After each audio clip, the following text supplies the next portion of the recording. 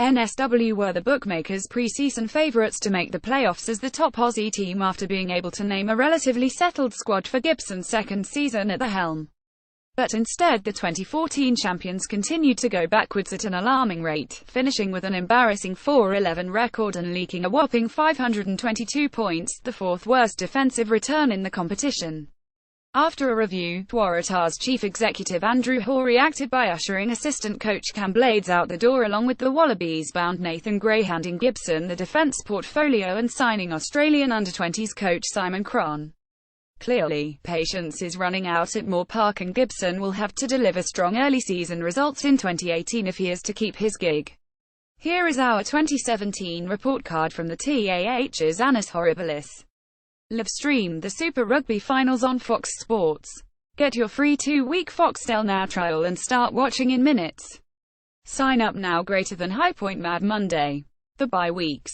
With just 4 wins on the board, all against Aussie opposition, it is slim pickings in this category.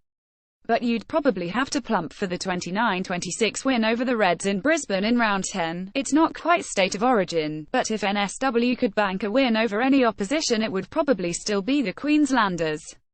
They scored points against all their Kiwi opponents but couldn't tackle them. A 41-22 loss against the Crusaders, 38-28 against the Hurricanes, 40-33 against the Blues, 44-28 against the Highlanders and 46-31 against the Chiefs. Low point. Gibson tried everything to arrest his side slump, including employing a psychologist and having his players carry a rope together at training in a quest for team unity. Nothing seemed to work, and rock bottom was the 26-24 loss to the Kings in Sydney in round 9.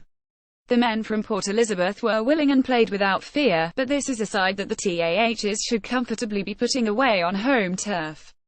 Bereft of confidence, in front of a paltry Allianz Stadium crowd, the Waratahs couldn't execute even the most basic skills as it became clear that finals football was a pipe dream in 2017. Michael Hooper of the Waratahs with the ball at Suncorp Stadium in Brisbane.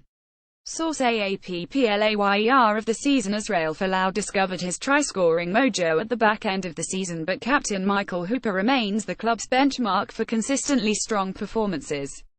Despite the poor results, Hooper did all he could as a leader and carried himself well both on and off the park.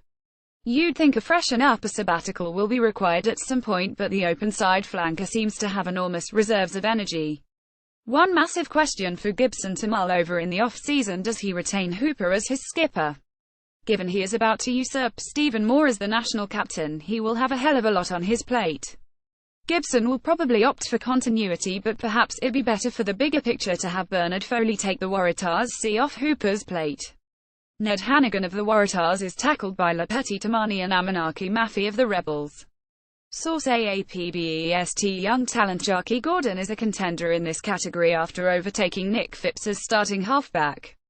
But it's impossible to overlook Ned Hanigan, the tearaway lock-cum-flanker who took advantage of Jack Dempsey's injury to lock down the number 6 jersey and parlay his eye-catching form into